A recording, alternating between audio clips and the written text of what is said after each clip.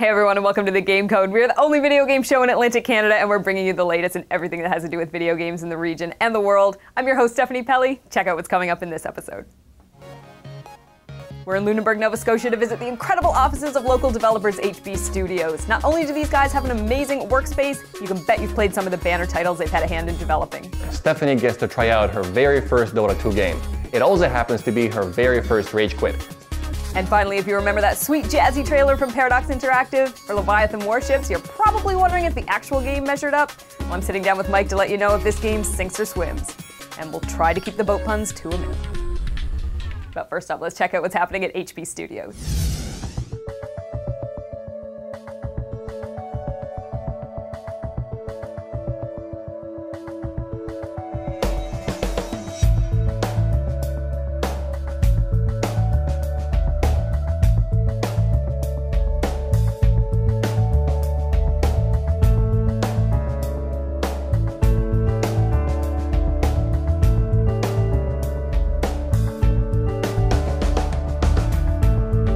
I'm a producer here, so it's sort of organising the team and everything, and I sort of have a bit of a creative input on how that is, and I have like sort of final say on the quality before it goes to like Jeremy, was he president?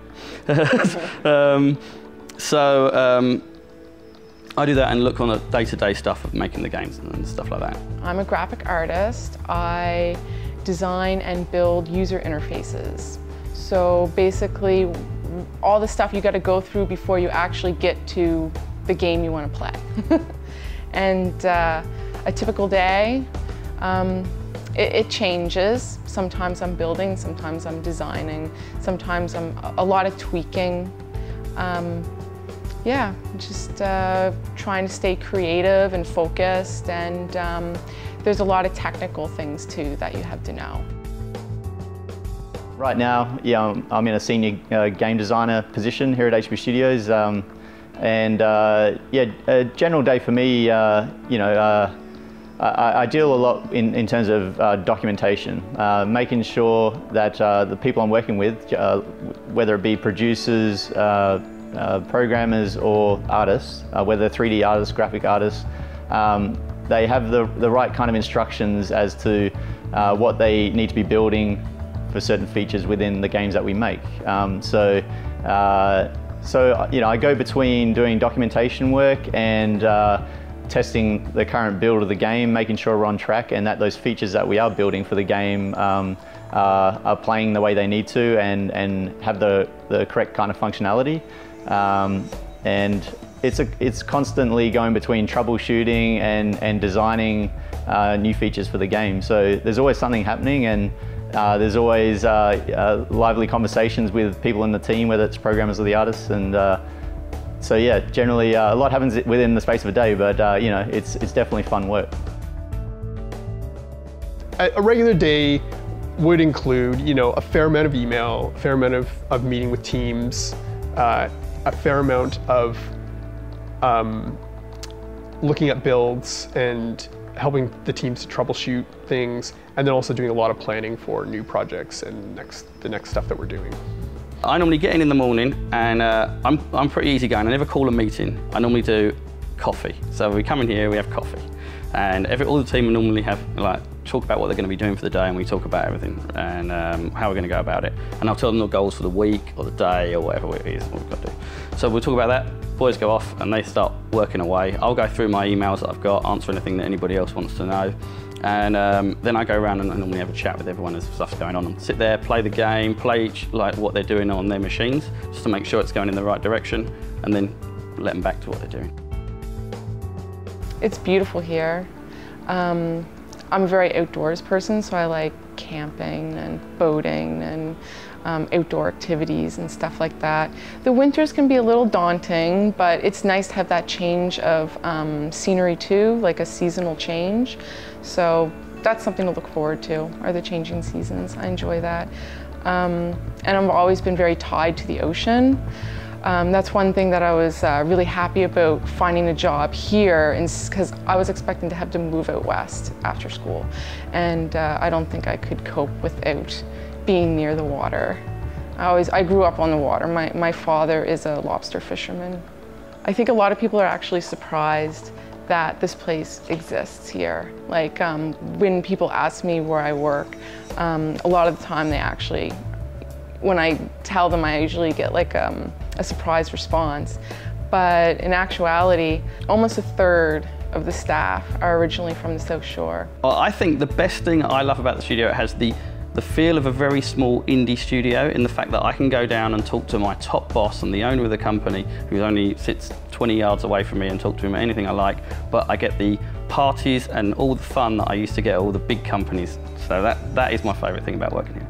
Coming from Toronto, we did this sort of commuting thing on the 401 and on the GO train and the kind of concrete jungle thing, and the idea of being able to live this close to the beach and close to the outdoors, as well as being able to still work in a sort of cutting edge industry, was a huge opportunity. Mostly it's the people and the things that the studio does for us. Like we have, well, we're gonna all go away to White Point and have like a big studio party, right? Like that kind of stuff. Here at HB Studios, we've got multiple rooms that the employees can make use of. One of those in particular that I make a lot of use out of is the gymnasium, where we've got different weights and different things you can work out with. So I get in there, maybe after hours and do a bit of workout from time to time. We also have the office daycare where people can drop their kids during the week as well. We got a games room where people can go in there and whether they just want to chill out or if they're researching something for features that they're working on in games that we're working on here at HB Studios, that's something they can do as well. There's a whole bunch of different things that HB lays on for the staff here, and really makes it a nice place to work. Well, I think that's a good point, is that we're big enough to have that bigger studio feel. You're not just a couple of guys in a bedroom who are, trying to live on noodles and make the next game, right? We've got great stuff here, like a gym, and we have like company events, and we've got a really cool studio workspace. So I think that there's a lot of benefits to working in a larger group, but we are largely independent. We do a lot of work with Electronic Arts, but we are independent.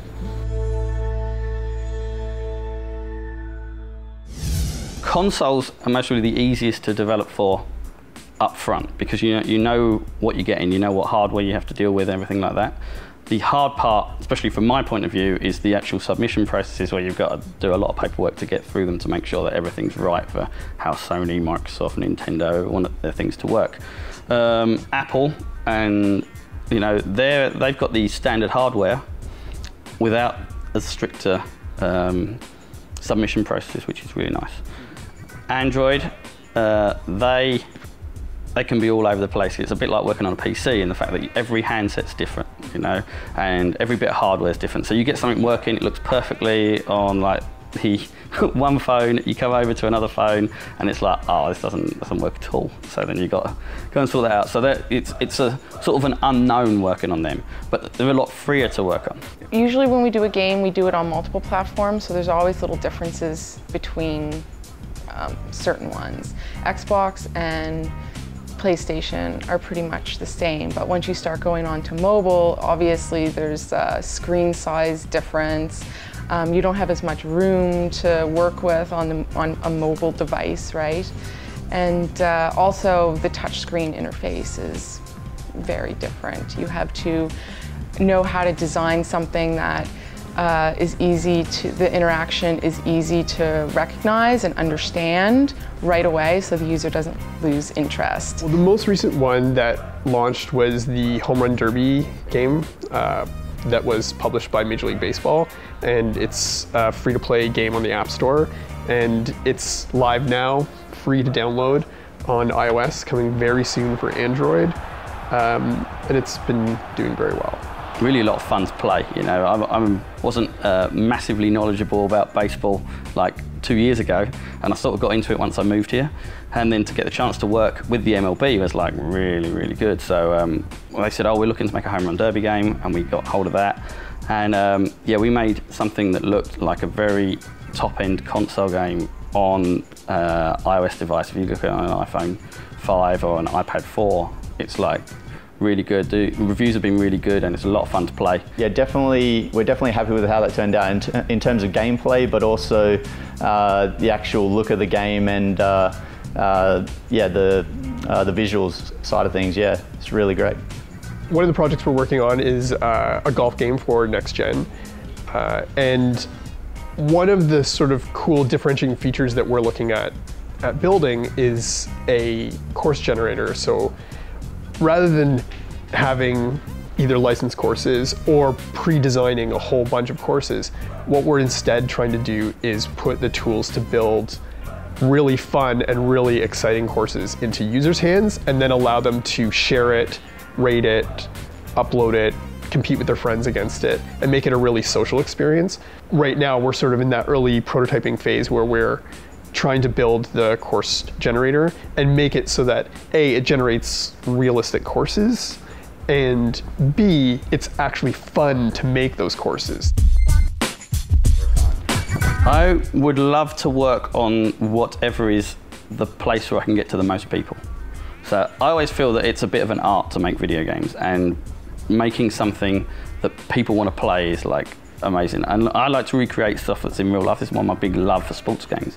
So if I can get access to, you know, a lot of people to make soccer games, American football games, baseball games, and make a very realistic simulation, I don't mind which one that is. It's all about the simulation and getting to the most people, and know that I've made that game that is the best one out there. It is a really technical industry, and I think having a technical understanding of how the games are built is really important. And I think there's never been a better opportunity to learn this kind of stuff. The tools that are available out there now are just incredible compared to what was available when I was learning. You know, when I was learning how to teach myself to program, I was getting books out of the library because the internet hadn't been invented. I'm dating myself here. And now you can get fully fledged free tools that allow you to produce super high quality stuff really easily, and there's huge communities of support. So I think learning how to actually build games and actually building games before you try to do it professionally is probably the way to go. Some people go the route of like, you know, studying at university, getting a degree, and then going from there and applying for jobs.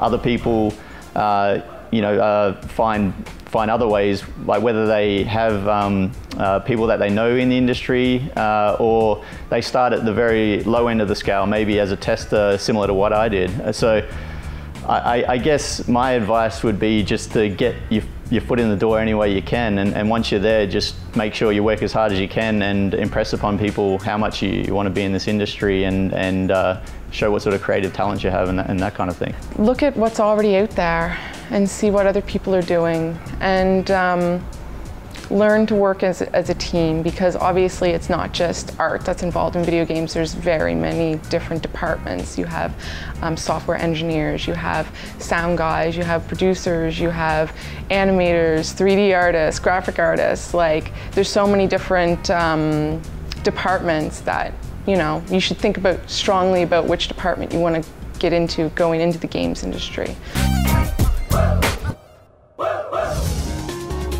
Coming up next, we wrap up our MOBA coverage. Stick around.